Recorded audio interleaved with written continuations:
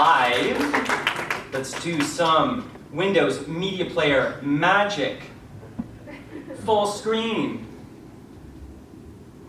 There you go. That's full enough. Hi, my name is Trevor Campbell, and this is You Made Me Queer, the show where queer folks dash inside a phone booth to slip into some skin-tight spandex, not for crime fighting, but just for fashion. That's right, every episode I invite a fantastic 2S LGBTQIA plus guest to point the finger of blame at who and or what made them queer. This is normally what I do from underneath a fleece blanket, clutching a microphone for my dear life in my basement apartment. But today, we are live at Toronto Comicon. Yes, that's right, thank you. I am here with the Sonar Network, a fantastic podcast network with fantastic shirts. One of several live shows you can see this weekend. And my podcast, You Made Me Queer, is in its second season. I've had some fantastic guests like RuPaul's Drag Race winner, Jinx Monsoon, Kids in the Hall, Scott Thompson, and welcome, yes, clap for Scott. Everybody does. And welcome to the Dollhouse's Heather Matarazzo, but all of those people are hacks because they're not here. Today, my guest is someone very special. Let's pull this bio out. My guest today is an American comic book artist, he's nodding along, and writer who revolutionized Archie Comics by introducing its first biracial coupling and, relevant to today's show and my hoodie, the first openly gay character, Kevin Keller. He also blessed the world, along with Fernando Ruiz, with a comic called Die Kitty Die, which you might know, enormously popular. But more appealing to me is Archie vs. Sharknado. Oh, yes. God's work. God's work. I'm glad someone's doing it. He has also written and illustrated for DC Comics, Marvel Comics, Felix the Cat Productions, love Felix the Cat, Mattel, IDW, Boom, Valiant Comics, Chapter House Comics, and HarperCollins, just to name a few. What a show off. Toronto Comicon, please put your hands together for the one, the only, Dan Parent. Dan, thanks for being here. I'm happy to be here. How was your flight into Toronto? I drove. Whoa! Yeah, I drove over the border. Oh, did you? Yeah. How was that? It was really easy. You never know what you're going to get at the border, especially when you have a car full of comic books. But I had my COVID tests. They were happy that I had them. I did all my paperwork beforehand, and I just came right over. So it was easy. That's so great. Yeah. Maybe that's the only time during this hour we're going to have to talk about COVID-related things. We're in a post-COVID world. Well, hopefully. Well, I don't know about that. Yeah. But you were also recently in Alaska, right? Yes, I was. Great. How was that? Fantastic. I love Alaska. Fantastic. And that's a good precursor to Toronto. Because Toronto in March is not when you want to be in Toronto. Right. Now Alaska was like 20. Well, I still have to go by Fahrenheit. So we're bilingual here. Okay, right, yeah. So so it was like 22 below when I got to Alaska. So, but yeah, I mean, it was fine. I'm from Vermont, so it's cold there too. Oh yeah, it's not anything tropical. Okay, so this must feel like downright balmy for you. This is nice. Great. This is almost shorts wearing weather. I mean, and I actually do the same thing. As soon as it gets slightly warm, I'm just like, we made it through winter, and it's like tees and shorts, and then immediately getting sick, because that's not appropriate. We're gonna get snow until maybe May. Mm-hmm. Does that happen in Vermont? And if so, why are we in Vermont? I live in Pennsylvania now, which is cold. Okay. But Vermont, Vermont is probably on par with Toronto's weather. So yeah, we'll get snow until May. I mean, what are we gonna do? Could be worse. That it always could be. It always could be, and maybe that's the best segue to start. So when we're young, impressionable, gorgeous youths, we think that the world is our oyster. That we're going to grow up into God-fearing Christian heterosexual homes, and then we find out that sometimes it can be worse. And maybe something was in the airwaves, maybe something weird we ate settled the wrong way in our system, and lo and behold, next thing we know, we're queer. It's too late. But now that we're adults, we're here at this gorgeous buffet table on this fantastic stage, which is at least 3 feet tall. And we have microphones, so now we have a chance, Dan, finally, to point the finger of blame. And so I want to invite you, Dan Parent, point that finger at who and or what made you queer. Well, I've had to go back and kind of redo a little past research, and I think the first thing I can blame it on is, I'm going to say John Waters movies are the thing that did it. Absolutely John Waters movies. I think he'd be happy to hear that. He probably would. I've actually met John Waters before. Have you? But yeah.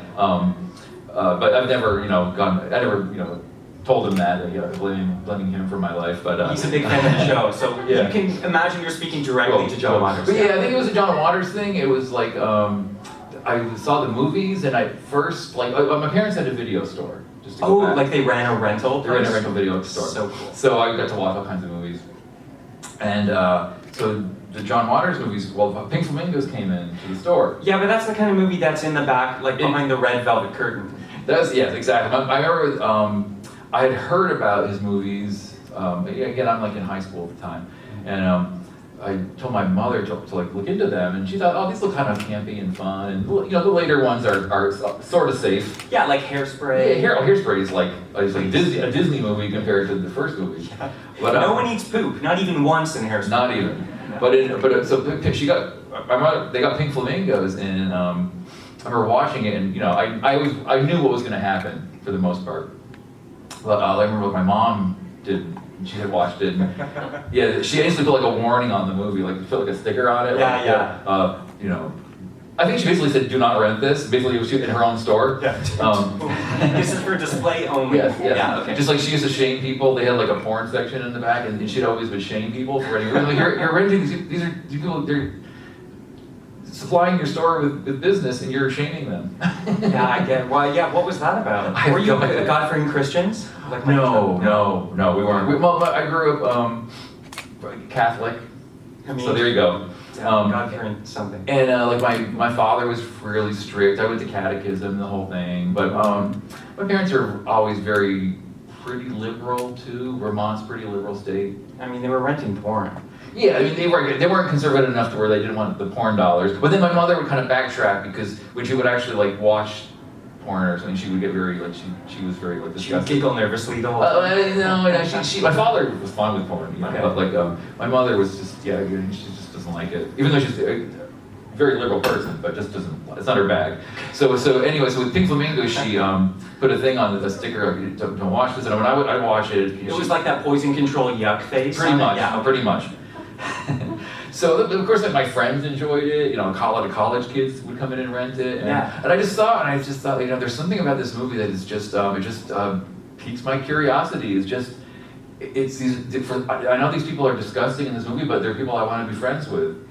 Yeah, interesting. So were you in a sort of suburban, idyllic neighborhood? Was there anything in your life that mirrored what you saw in Pink Flamingos? No. Okay. Thank God. So I don't know if I want that in real life. Yeah, it could be a little stressful. But no, it just was the characters in the movie were just offbeat enough to where it was like there was just something attractive about them. And then also when I would watch the further John Waters movies, again, it was just like these like weirdos that I could relate to. Yeah, did you already feel in your hood or wherever you were that a little odd person out for any other reason? I should have, but I never did. But my story is so weird because I grew up and I was always basically bisexual. Okay. And I always knew it, and it was never an issue. Like, I was dumb enough as a kid to think kind of everybody was that way. Until I got a little older and I realized not everybody wasn't. Okay. But I was raised in a house where everybody was very comfortable with. My mom was very comfortable teaching us about your sexuality is okay. She would always have us I have a sister. Okay. And she would always have us watch the Phil Donahue show, because today they're having transsexual people on there, and this is people that exist in the world. So that was like your sex education. It kind of was. It kind of was. And I remember a lot of paternity tests. Yeah, well, I think that was before that. Phil Donahue show was the first precursor to Oprah. Okay. and it was like on in this, pretty popular in the 70s and 80s. And you know, one day they'd have like a political figure on there, and the next day they would have like well, at the time what they called a transsexual person. That was before the transgender, but and then they would have like TV star. It was just a very wide variety of people. My mom always watched it, and my mom always, you know, unlike, you know, and thank God we had that openness in our house, but she wanted us to know about all kinds of people. She wanted us to know. So I was raised with that attitude. So because I was raised in a house like that, and my parents were basically, I don't want to say they were hippies, but they were pretty, you know, pretty loosey-goosey. It's a very special flavor of Catholic that you guys have going on. Again, my father was raised a strict Catholic, and he, you know, we were raised like, I think my mother was like a falling Catholic at the time. Okay. So my father was a strict Catholic. She lapsed a little bit. She's dormant. Now she's well, I don't know what you call it now, like a reformed. She's not, you know, she's not religious at all now. Oh, okay. And my dad still goes to church, so it's, you know, he's still trying to cling on to it. And I think he does the best he can do with it. He believes it. He's a good guy. Yeah. But my mom kind of fell off the wayside, and I think I think my sister and I kind of have had a slow descent. Like, I think the last time we were in a church was when my grandmother passed away, and that had been like, you know, 20 years ago. Yeah, no doubt. But anyway, I don't know, I guess I'm kind of rambling here, but that's how kind of the house I was raised in. But like, we were always, you know, able to, like, you know, watch anything we wanted to. And again, those movies were just kind of formed my like foundation for just how I saw the world. Yeah, which is a very interesting lens to start as a child to start imagine the world where, I don't know if people are familiar with John Waters films, but things go a little bit sideways sometimes. Well, the first one, The Pink Flamingos, I mean, it's a total debauchery, basically. Yeah. And in the movie, like Divine, you know, everyone knows who Divine is. He was a very famous. If you don't get out, you have to research Divine. But in the movie, like the end of the movie, like they're trying to prove who's like which family's like the filthiest people in the world. Yeah. So Divine proves it at the end by eating a piece of dog poop, and it's not fake. It's like he's really doing it. So, you know, it's just. I guess, you know, it's you sort of like, oh, this is how people grow up. This is what we do. I could do this in my career. And this is, you know, then like the movies got a lot more.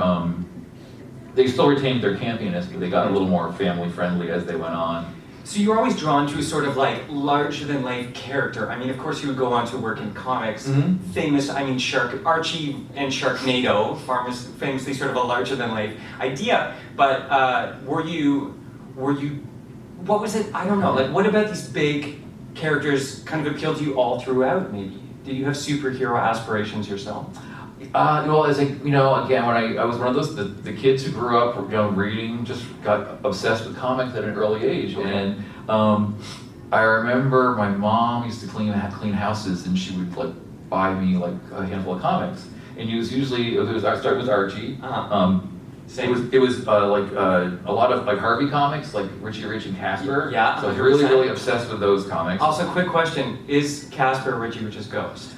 I believe so. Me too. I believe so. You've heard it here from the source. Especially if you look at, you know, the drawings. I mean, you just add ears and blonde hair to Casper and a skin tone, and then you've got Richie Rich. Totally. And ghosts, you don't keep hair when you become a ghost, so my transition's going to be real easy. But ears maybe drop off too? Who needs ears? You're omnipotent at that point. Who needs them? Okay, so anyway, you were reading those comics. So I was reading those comics, and I guess became really obsessed with comics at that early age. And I think the thing I liked about, the Harvey comics were just weird, is I liked hot stuff and the ghosts and the devil and all that stuff. Yeah. And Archie was, Archie was just was cool because it was like the ideal, like, you want to live in a town like Riverdale when you're in high school. And like the anti-John Waters neighborhood. Like Riverdale and John Waters are because poles. You're right, because in some ways they're very different, but in my head that they were always not that different. I don't know why. I mean, I guess both are idyllic places to live, just in various extremes. Yeah, that's true. You like one or the other. You want no gray areas. Yeah. Okay. So, it's just weird. And I just grew up reading, like, then I got into like superhero comics when I was like 8, 9, 10 years old. But I always kind of went back to like the Archie stuff too. That is so wild that because I'm trusting you're not manufacturing that because of your later work. Oh, no. But so, I mean, yeah, so interesting because those were really formative comics for me. I thought Riverdale seemed like, I grew up in a suburb of Toronto, so Riverdale didn't seem that different, but having this like nice gang of folks, I sort of imagined myself as like a Reggie, Archie type character. In actuality, I was probably more like Milton, Ethel, and maybe Mr. Weatherby. I was a bit of a plumper child, so yeah, it was kind of the trifecta of those. But did you, which Archie character would you be, Dan? Jughead. Oh, okay. Yeah. You do have a bit of a Jughead look, and I mean this as a compliment. Like, what about Jughead speaks to you? Jughead was always like, the nonconformist. Not that I was like this big rebel or anything, but I just kind of did my own thing. Yeah. I was very comfortable doing that, and Jughead's sort of the same way. And yeah, Jughead's not bothered. Yeah, so I think that I kind of related to that, and then the one thing I liked about Jughead was he always in the comics never wanted to deal with Archie's incessant dating and running around. He was to the extreme where he was like, the girls used to chase him out of town. Jughead didn't want any relationships, but Jughead just sort of looked at all the other teenagers as being kind of like nonsense. Yeah, and he was doing his own thing, and I always thought that was like a kind of a cool. He's a good role model for kids in general, because I think kids should just kind of be more of their own person and not worry about what other kids are doing. Yeah, 100%. But also Jughead is so, I mean, I don't know how Jughead evolves throughout the entire series, but Jughead is sort of a bit of an asexual presence, or just... Right, yeah. Right, and I always liked that. Jughead would prefer to be with a hamburger than in a relationship, and I can relate to that. 100%. And that's not that insane. No, that's better in almost every situation. And sometimes that's what you need. So I think that was always great. And the one thing they've done in later years with Archie is, I haven't done it really recently, but every few years they would have to give Jughead a girlfriend just to remind people that he wasn't gay. Okay, gotcha. And I always thought that was really stupid. I always thought the asexual angle was good. They never even addressed that. He didn't like girls, he didn't want to be in a relationship, he just wanted to eat food and hang out and watch movies and read and sleep. Yeah. So when he got a girlfriend, she was just kind of haranguing him all the time. Right. And then they did it so once in a while they give him a girlfriend.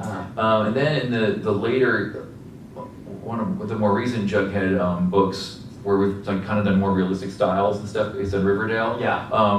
Chip Zdarsky did a story where he actually said he was asexual.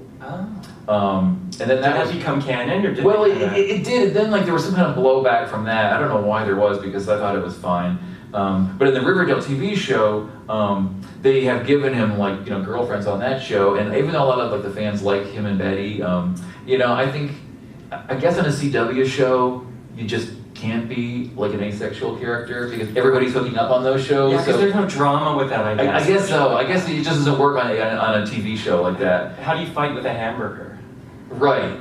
Yeah. But he can still be sort of the guy that everybody goes to for advice and stuff. But I guess maybe even that doesn't work because he's not in any relationships to draw on. So I don't know. Well, let's go back to you. So you had these comics, and you were deep into them. So not just Archie, but all those other ones. Right. We already had the movie store with John Waters and the porn shame from your pseudo-Catholic parents. And then where do we go from there? What's the next influence that grabs you? Well, then I just sort of kept going into, I kept going with the comic book thing, and then I started to really get into drawing. Right. And that was my sort of my escape. And so when you started drawing, were you making your own comics? Is it sort of like Archie fanfic, or were these stories from your own brain? They were, I used to draw a lot of just art. I would draw Archie stuff, even at a young age, and then I tried drawing a lot of superhero stuff. I just tried to do everything. I was kind of like the class artist in school. I would work on the school, the plays and the school newspaper and do cartoons and stuff. And then when I got to high school, I had an art teacher in high school who was pretty positive about, kind of pushing me, if I liked comics, I should try and get into them. And actually I had two other friends in high school who were also into comics.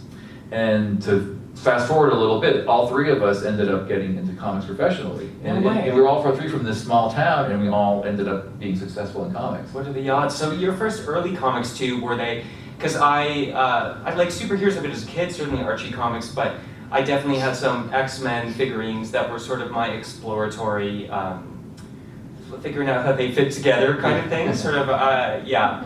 So as someone, you could draw these comics, you could draw these stories, so was it sort of an exploration avenue for you?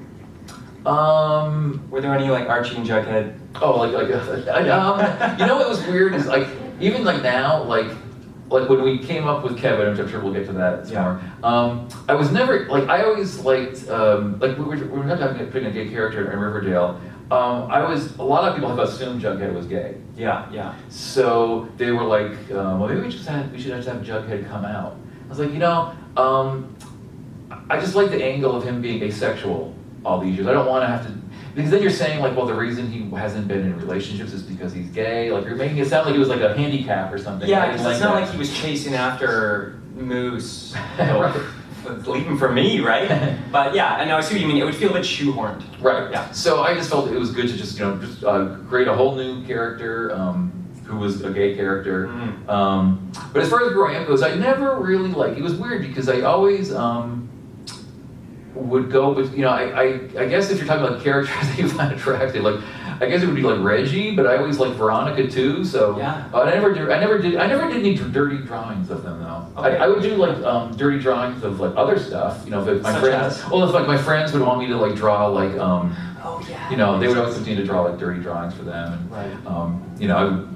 Even then I was sort of like censoring myself a little bit. I was like, well, I'm not going to draw any like genitalia, but I'm going to draw like everything. It's going to be like R-rated, but it's not going to be tasteful, like smoke and mirrors. In case someday I get like famous or something, you can come back and put these on if there's an internet. Yeah, you could press it. Like I said, I always had a little bit of like a like sense to not let go too far. Well, it's right. I mean, because you had to act back because your parents, I'll call them porn purveyors, and smut peddlers. Right. And you knew I'm not going to go straight into that. It's something I can offer on the side for $1 in the lunchroom or whatever. Like draw your thing, but you don't want to go too hard. When my parents had to get rid of their porn, this has nothing to do with anything, but it's a good story. Did they burn it? No, they didn't burn it.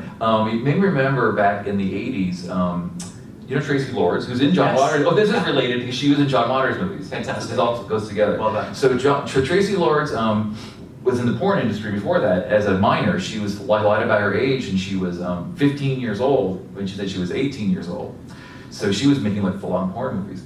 So my parents had some of those porn movies in their store, not knowing.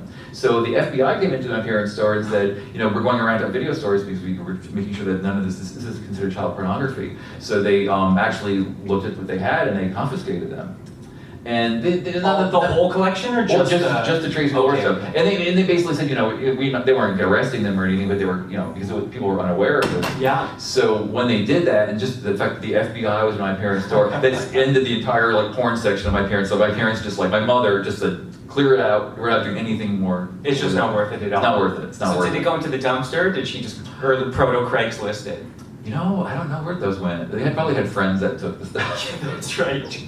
I'm sure they my parents had friends too that would come in and rent the porn, and then my mother would like give them a hard time too. Like, oh my God, make up your mind. Are you like ashamed of this or proud of this? Yeah, why do we have it? Okay. Porn shaming people. So how did we get there? So we were back at you drawing the porn, right. You drawing comics. Okay, and you were at apparently like a secret academy for comic artists in high school, and then so you were drawing, and then what was it all comics for you all the time, or what were you paying attention to as you started reaching the end of high school and awakening into the adult that you became? Well, again, I was just really into I was a real nerd, really big time. Look around you. This is your home. I'm in the right business. So I just really got into the comic thing, and then as I was like in my senior year of high school, they used to have the ads in the comic books for go to the Joe Huber School of Cartoon Art and become like a comic book artist. Yeah. So I kind of saw those and I was like, gee, that would be great to do that, but I don't know, it just doesn't. It's such a chance. Do you know what's funny? Because I remember in those Archie comics, they had a thing, or other comics at the time, where it's like, draw this and send it in. And it was like a turtle wearing like I did that. an Andy Cat hat. Yeah. I actually got money from that. Did you? I did. I had to draw a pirate. Oh, yes. And it was like in Chicago, and I got like $100. They sent you $100? Yeah. What? They sent me a $100 check, and I remember cashing it and buying some like shirts and stuff at JCPenney. Yeah, I thought it was so cool. Yeah. And to go even another link to this, my mother did the same thing when she was in high school, and she got money, and they offered her a scholarship to go to that school that's in at one point it was like endorsed by Charles Schultz, like it was like it's a real school. Because okay, you go on and then I'll go. But she didn't do it because back in the 50s, women didn't go to art school. Oh my God, that would be so. Even though she was a bit hippie-ish. She was ahead of her time in some ways, but again. She also, got married when she was 18 years old and had me at 19. So she wasn't that, she was progressive and then she wasn't progressive. Yeah, and she was busy with you. So I had to do that thing, I drew that turtle with the hat, and then they called, I remember we sent it away in a physical letter, if anyone remembers those, and then a few weeks later they called my house and were like they did not offer me money at all. But they were basically like, yes, your child has this incredible talent and you need to send him to whatever school it was, which to me sounded like a mega money grab. It may have turned into that, Sure. but I do know that they would, I think I got first place, which is why I got the $100. Incredible. They had little contests. And then they would send if you wanted to go to the school, they would send a representative out, or you had to go meet somebody. I'm not sure how that went, but I never took it that far. Yeah, it sounds very secret society. Yeah. Which is cool. I don't know what happened, but. Okay, but then you ended up not at that esteemed academy, wherever. No, but another. No. So then I was thought about going to the Joe Kubert School, but then thought it was such a far-fetched idea. So then I ended up going to just to college to be an English teacher. That's what I'm going to do because I just need to be practical. Yeah. So then I did that and I was miserable, really miserable. Oh shoot. And then you studied it and you started doing it, or you were just in the program? Yeah, I studied. I went for a year to school to be an English teacher, and I was doing miserably because I was getting A's in art. And ignoring my I had to take trigonometry and stuff. Why am I taking this? Why am I out of high school and am I taking trigonometry? Why are you taking trigonometry in high school? Why did we? I know, but I had to take it again. So I needed a math credit in college. It was ridiculous. So I was miserable. My two other friends went off to the Kubert School without me. Yeah. So they were living the life I was supposed to be living. And I was working in a supermarket and going to school to be a teacher. I was miserable. Was this in Vermont? This is in Vermont. Okay. And then I remember just being miserable, and my mom, was telling me, she's like, I want you to go to the Kubert School. Okay. She goes, do it now, or you're never going to do it. She's like as one comic artist to another, who drew a pirate 20 years ago. Yeah. She wanted me to fulfill that dream. 100%. So at the end of the day, mom always comes through. There you go. Okay. And so she pushed me to do it, so I actually saved up. I had to save money for another year. Oh yeah. And then mom actually helped me. She was working at the time, and this is right when they got their video store. It was right before that. So right before they got the store? Right before they got the store when I was how old was I? I guess 17. So they had just started having the store. Okay. My mom was working at another job, and then when the store took off, then she worked at the store. That makes more sense because I imagined you renting Pink Flamingos as a 7-year-old. No. Okay. No, that was in high school. That was high school. This checks out. Yeah. Okay. Yeah. That would be pretty disturbing to watch Divine eating shit at age 7. Well, I will tell you that I accidentally rented it my family video rental place. I toddled down the street and I was like, I love cartoons. I'll rent this cartoon. It's called Fritz the Cat. Fritz the Cat. Oh yeah. Does anyone know Fritz the Cat? Yeah. It's cartoon cats having sex, essentially. Yeah. And I watched it in its entirety and was like, I don't understand what happened. And then on my second viewing, my father walked in and was like, "Wah!" Yeah. So there, and look what happened to me. So at least you had a chance. Yeah. Okay. One thing we did have in high school is since video stores do really well in areas where there's no kind of communication. Yeah. But my parents had one of the very first satellite dishes. Oh. And this was not the ones you have on the dish net, the little ones on your roof. Oh, it was like it was like a 10-foot satellite dish in their backyard. Yeah. And then when they changed channels, the whole thing would turn.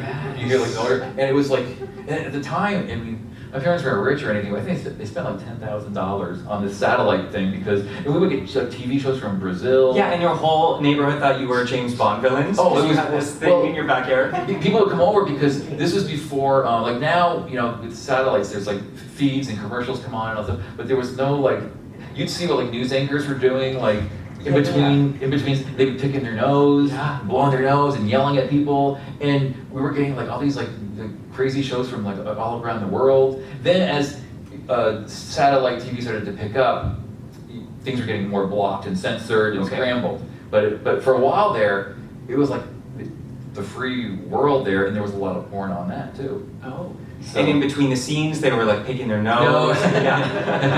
No. This was like I think I was like 15 or 16, and like I was watching MTV was big at the time, of course, and then all of a sudden I turned the channel and like Deep Throat was on. Holy hell! And I was like, oh my god, like what the hell is this? Okay, so you didn't have to like have a sexual awakening through comics. You had the full Monty exposure. Yeah, that helped a lot. Enough said. That helped a lot when it was like right there on your TV set. Yeah, wow. Yeah. But the folks they weren't that liberal. They were not watching it with me. No, they weren't watching it with me. But my friends were coming over a lot. It sounds like you were popular for a lot of reasons. Not for my own self. No, what you could provide. Because I could draw and because I could supply porn. That's right, draw, 100%. Yeah. So then you abandoned very promising career as an English teacher. You excelled at math. And instead the world is very lucky that I did not become an English teacher. I know you're doing a lot of writing now too. Yeah. Don't make me bring up Sharknado again, Dan. Okay. So then you went to this famed comic book school. Mm-hmm. It's called, I Googled it, and they teach sequential art. Yes. Which I like instead of comics. Yes. Yeah. Very fancy. So I went to the Joe Kubert School, which for 3 years, and I graduated, and it was, again, a fantastic place to go. I mean, it's just like you're in heaven, and all you're doing is drawing. You're not taking math. You're not taking anything. You're just drawing all the time. No electives like that on the side. No. And you're drawing to the point where it's like, you're drawing like 7 or 8 hours a day. So you have to get better if you're drawing that much. Yeah, and this is all pre-digital drawing, so it's just like pencils. What happened with me was, again, I always seem to miss the boat on certain things. I graduated in 1987. By 1990, everything had gone to like digital. Right. So I graduated. When I went to the school, I had to learn how to make mechanicals, like cutting overlays and glue and paste. And then by 3 years later, everything was switching over to computer. Right. So then I had to go back to school. I was already working at Archie at the time. Yeah. But I had to go back at night to learn like Photoshop and stuff to keep abreast of what was going on, with digital, which was fine. But you had that whole box of pencils they gave you when you graduated, and you're like, what do I do with this? I know. Well, I'm still old school, so I still draw by hand, even though a lot of my counterparts are all digital. Mm-hmm. But I do by hand, and then I scan it and manipulate Photoshop because I like to have the original art because I sell it. Oh. Because I go to conventions like this, and I can't sell digital stuff. I don't even understand how this NRT NFTs, works. Yeah, I was just going to say NRT. There you go. So I don't even know how that works. So I just will not go there. So I'm just so I need to have it's the same thing with books too. Like I need to hold on to a comic book. I do not want to download a comic book. Right. A lot of my friends who are even my age are like, oh no, I don't have to have any books in the house. I'm like, that's a crime because I want books in my house. Yeah, 100%, right? Yeah. So to each his own. And then what if when the whole grid goes down, it sounds post-apocalyptic, and comics are gone? Yeah. I'll have a house full of stuff to read forever. We'll just have old Richie Riches. Yeah. There's a lot here today, actually, if you're a Richie Rich or Casper fan. Yeah. Okay, great. So you went there. Mm-hmm. You were drawing by hand, which is tactile and analog and kind of queer as well. Mm-hmm. And then working at Archie straight out of the gate. And then how did you queer comics then? How did I do that? Well, it's weird because I started at Archie. Like Archie came to interview me at the school. They were looking for artists. They had you draw that turtle with the hat. No, I was since I was an Archie fan to begin with. I already had Archie samples basically, and so they hired me right from school. So I started actually working for Archie while I was still in school. Was that a trip because you'd read Archie since you were a child? Yeah, it was. And actually, just to go back a little bit too, I had been rejected from Archie twice my first year, my second year, I actually went up to Archie. Oh my God. And I applied for work and got rejected because my work wasn't good enough yet. And I look back at it and they made the right choice because it was terrible. By third year, I had improved enough to where they saw potential and started giving me work. And then when I graduated, like a month later, someone had left the production department. They were like, do you want to have a full-time job here? And we'll let you do like freelance stuff at night. So I was like, yeah, of course. And then, like, no, I'm going to say no. Yeah, 100%. Wow, what a dream. So I was doing that, and then that was 35 years ago. Man, so you got them to trust you first. That was your tactic. Right. Okay. So Trojan horse right in there. Yeah. So I just basically, I guess you want to say paid my dues, whatever. Well, so I was working at Archie, just working on lots of titles, doing stuff over the years, and then I guess around like in the 2000s, we're into the 2000s now. I had suggested doing like I knew they weren't ready for queer characters yet, so I tried to push any envelope I could push. So I had an idea about Betty and Chuck just going to like a story where they go to a dance. Which one's Chuck? He's the our first black character and only black character for like 20 years. Perfect. But he was our black character. We have more now, thank God. Just the one guy in town who was like, what the hell? I know. Well, he had Nancy too, who was his girlfriend, who was black too. But like, I had a story where Betty and Chuck were at the dance, and my bosses like vetoed it. And they were like, well, what? They're like, we're not really against this. But people in the Midwest might not like that. I'm like, well, who cares about people in the Midwest? And do we want them buying our comics if they're opposed to this? This is the old management. Yeah. They're dead now, so I can talk about them. Okay. Which is why I am. Great. So what happened was they passed away we had Archie's a family-owned company. Yeah, they passed away of acute racism. Yes. Get tested. Yeah. So they had Archie's a family-owned company. So there was like two owners basically, one from one company, one from one family, one from the other one. They just coincidentally passed away within a year of each other. Wow. So then it was time for the new guard to come in. So we're much younger. And we're like, more with it. So John Goldwater was the new CEO of the company, and his brother had passed, but his brother was like, 30 years older than he was, 35 years older than he was. So he comes in, and I always had an instant good rapport with John. And he's like, why is Riverdale like so, looks like it's still like in the 50s, why is everybody white? And I'm like, I don't know, you tell me. So he's like, we really have to diversify Riverdale. Yeah. I was like, yeah, that's good. So he was like, full on board with it, so I mean, to the point of where we had so many new characters. I was like, I can't work this fast.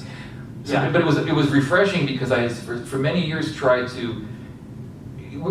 We had minority characters, but they had they all dated amongst themselves. It was not the proper. It was still. We're still talking like 1990s and 2000. It's not 1955. Yeah, but it's funny because I was reading a lot of Archie in the 80s and 90s, and it felt very anachronistic too. Like it felt like a period piece in a way, and maybe it just felt like that storyline wise. Yeah. But in my mind, it was all like, yeah, this is another time. Right, and in some ways it works because some people like the fantasy, like of the old time. But you can have old time Americana kind of thing with diversity too. I mean, you really can do both. It's not a huge leap. Yes. So basically, we just introduced all these new characters. We're like, So what we did was we had this storyline where another high school had shut down, and they were gonna merge the students of Riverdale and this other high school. So you can bring a ton of new characters. So we can bring a ton of new characters in. Yeah. And then the ones that click will click, and the ones that don't. So like some click with the audience. We'll click with the audience. Great. Okay. So we got feedback on what characters people liked, and then we kept them around, and that worked really well. So then we were like, okay, so can we do a gay character? And my boss was like, well, I remember exactly what he said. He goes, well, Will and Grace is really popular, so why not? So the Will and Grace thing works a lot. Yeah, they opened the door. They kind of did. Yeah. And so he was trying to he had to think about it a little bit. He goes, I can't think of any reason to not do it. So I'm like, well, good. So then we had to come up with the storyline.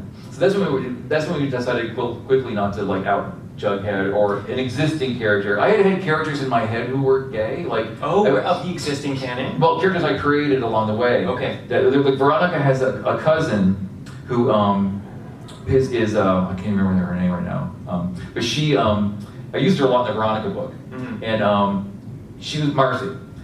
Great. And she was Great lesbian name. I think I was thinking of Marcy from Peanuts, but anyway, also, but you're right, so not far from them. Yeah. So Marcy, in my head, was always gay. So she would always, if we do like a story like where we want an existing character to come out, we'll do Marcy because I know she's already gay. Yeah. So and then there's like a few other characters too. But Kevin, we just decided to start from scratch with a new character. And he came from the other high school? No, he came totally from another. We just created a whole new storyline around Kevin. Airdrop him in. Well, kind of what happened was the story was. So the trick was to bring in Kevin. My thing was I don't want this to be because other like Marvel and DC and other companies had brought in gay characters and really just abused them, or they dropped them in and then you never saw them again. Okay. It seemed like a pitch, just like a quick media blitz, and that was it. So I don't want this to be like some after-school special where with a special gay storyline and we drop it. Yeah. Or suddenly Kevin's not gay anymore. Like we just don't talk about his sexuality. That's right. So I had to have these conditions met. Yeah. And so you had a lot of bargaining power at this point because you've been there so long. I had as much as a freelancer can. Okay. I mean, they can still get reviewed in 2 minutes, but I mean I have a good relationship with them. So I did know what I was doing, and we had I'm trying to think what we did. So we came up with a few storylines. We wanted it to make. I said I want this to be like a traditional Archie story, which is with a gay character, but I don't want it to be different from our other stories. Yeah. I don't want it to feel that different because we want it. So the storyline basically, Kevin comes to town, and Veronica has the hots for Kevin, and everyone else figures out that Kevin's gay except for her. She just likes the hot guy and wants him, and so he comes out to Jughead. Says, I'm gay, I'm not interested in Veronica, and so Jughead's like, well, don't tell that to Veronica. Jughead wants to play it up. He wants Veronica to make a fool of herself trying to get Kevin, and she's never going to be able to obtain. Yeah. So Jughead's basically, he's kind of like a Three's Company episode too. Like, she's not sure she doesn't know he's gay, and she's making a play for him. So that's always a good formula for Archie, that Three's Company plot line, the misunderstanding plot line. And then of course he does come out at the end, and then they kind of get pissed at Jughead. They're like, hey, you were playing us, and then Kevin and Veronica become really good friends. Jughead is just always in the background, just poking the bear. Well, and Veronica have a famous angst against each other, and that's that was another reason why I went that angle too. Because my best stories I wrote through the years were always stories where Jughead and Veronica were fighting against each other because they just were perfect enemies. Yeah. Because Jughead was about everything, hated everything about Veronica, and she just was repulsed by him. They were just so different, and they had Archie in common. That was the only unfortunate thing. Right. Okay. So making Jughead and Veronica a part of the Kevin story was really worked for me. So we did that storyline, and then you have to see what happens. And we knew the media would pick it up. So but yeah, was there a lot of Archie is now pull it from our library sort of response? Or? Oh, well, yes, but not as much on the initial thing as with when a few years later when Kevin character was popular in Life with Archie, which is the characters as adults. We had Kevin get married, and then that's when the crap hit the fan with all the religious groups and stuff. Right. But when we introduced Kevin and people knew there was going to be a gay character, some of the conservative fans were sort of like, well, let's wait and see.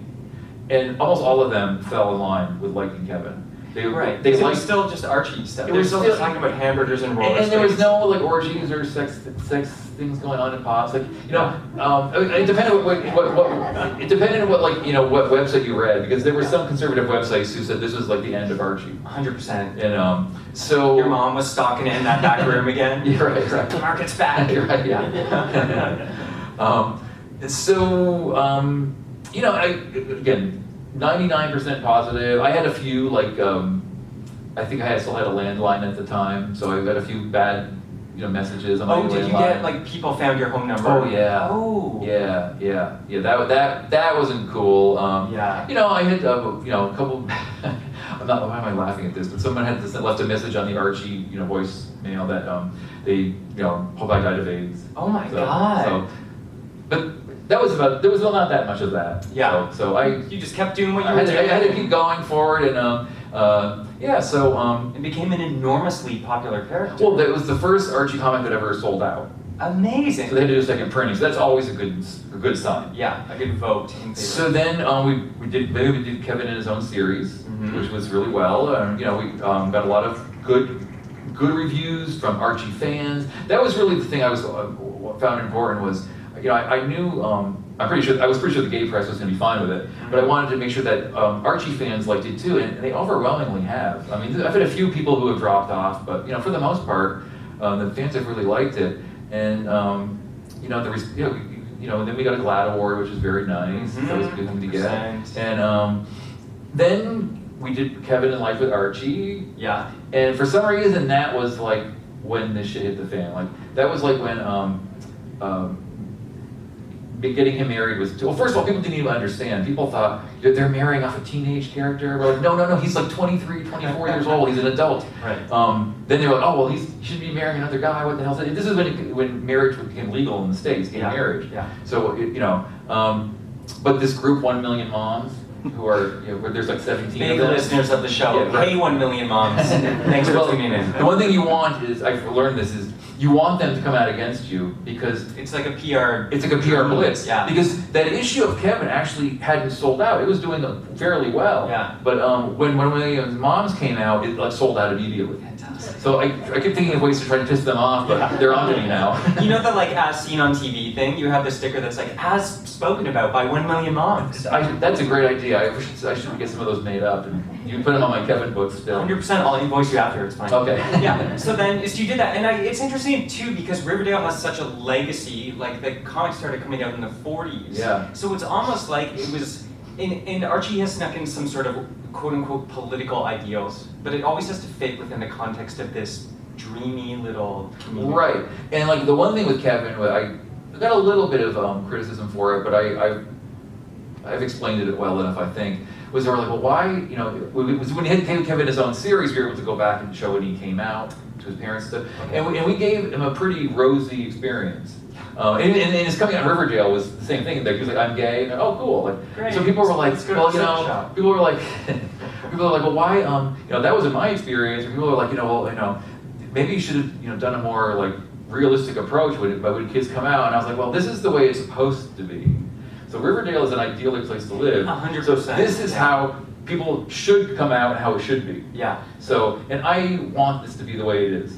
Yeah, and so much. I mean, yes, I understand we need to mirror real experience, but so much of gay fiction or queer fiction in general is trauma-based and about how awful it is and lonely it is and people wander off and die in a hole or something. So it's nice to, like, recently on something like Schitt's Creek where you have queer characters who are just fine and the storylines are about eating donuts or whatever, so that's great. Right, yeah. And that's kind of where we were going. And there are storylines where, we do have some stories where Kevin has bullies in school, things like that, but they weren't the main crux of him, like, coming out. The thing is, he's a very well-adjusted gay teenager. And must have been nice. Yeah, right. Yeah. How's that? But he is like basically some people have said he's like the gay Archie, which is fine if they want to call him that too. Sure. So then Riverdale came along, and then all the stuff that Kevin didn't have in the comic books. That's right. On Riverdale. All into the show, and that's a whole separate story. Yes. So let's quickly leap back through your life, Dan, to recap everything that you've claimed over the past 52 minutes. We had John Waters. Yep. There's so much. I want to slightly say like half Catholics, kind of. The Catholic thing definitely plays some kind of weird role. There was a bit of like a flavor there. Okay, so we had that. Then we had early comics. You specifically said, who's the Devil Boy? Hot Stuff. Oh, okay. Is that his name? In the Harvey comics? Yeah. His name's Hot Stuff? Hot Stuff. I mean, it's kind of weird. He's like a little kid, but that's his name. It's fine. He's famous.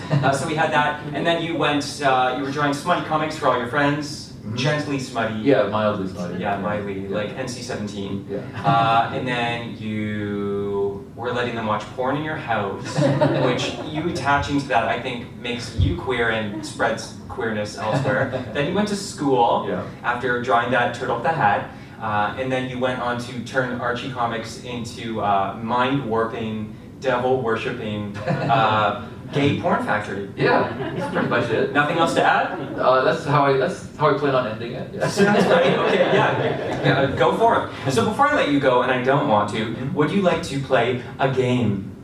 I guess so. I mean, I'll tell you, there's one answer I would have accepted there, and you said it. Right. And I'm doing my own tech. So this game is called Queer, Queerer, Queerest. Come on. We're gonna edit that. Queerer, queerest. Twice is enough. And that was incredibly loud. So here's how this game works, Dan. Okay. So I'm gonna give you 3 things. Yeah. Your job is to put them in order from least queer to most queer, and tell me why. Okay. Any questions? Yep. No, I can do it. Fantastic. Thing number 1, spotlight distress signals. Like the bat signal. Yeah. Some kind of thing like that. Mm-hmm. Thing number 2, animal sidekicks. Mm-hmm. Protagonist with an animal sidekick. Thing number 3, R2-D2's little bloops. Little bleeps and bloops. So, spotlight distress signals, animal sidekicks, R2-D2's the little bloops, least queer to most queer, and why? Oh wow, this is harder than I thought it was going to be. You got this. I think it was like 3 TV shows. Like, I was going to say which ones. Let's see. R2-D2 is the queerest. Okay. Oh, okay. Well, so That I can get out of the way. yeah, I mean, I guess so. It's not the narrative arc I would choose, but you can start with that. Yeah. So we're going most queer, least queer. I have to go least to most.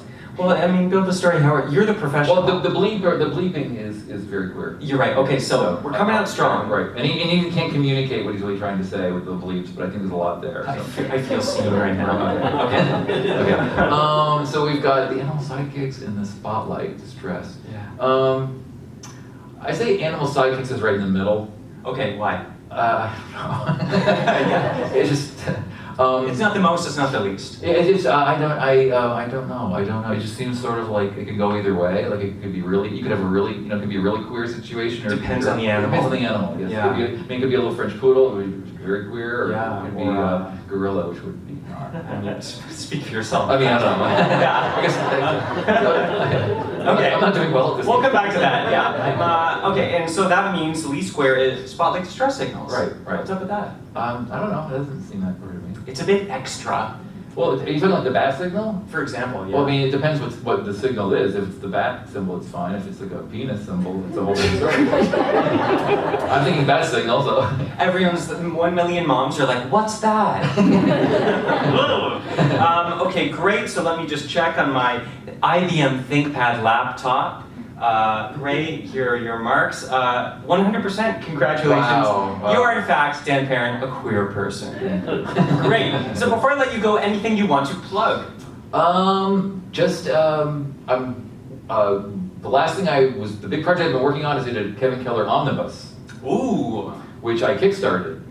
And it's at the printers right now. I was hoping to have copies with me here at Comicon, but I don't have them yet, I'm waiting. I've got digital copies, which I've been sending to people. But yeah, it's a 700-page omnibus of all the Kevin Keller stuff that I've worked on for the last 10 years.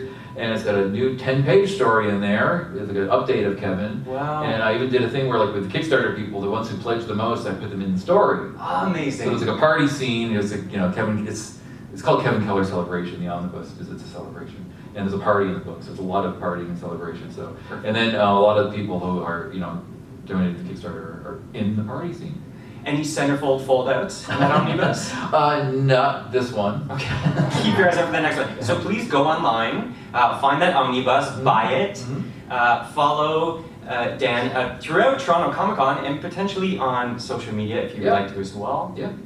Table P14. P14. Yep. Great letter, great number. And Dan, I want to thank you because I was pretty queer when this conversation started, and talking to you has made me queerer than ever. Very good. And for the rest of you, if you're not already queer, I hope you're at least questioning by this point. Thank you, enjoy Comic-Con, and remember, until next time, we're here, we're queer, and it's your fault. Goodbye!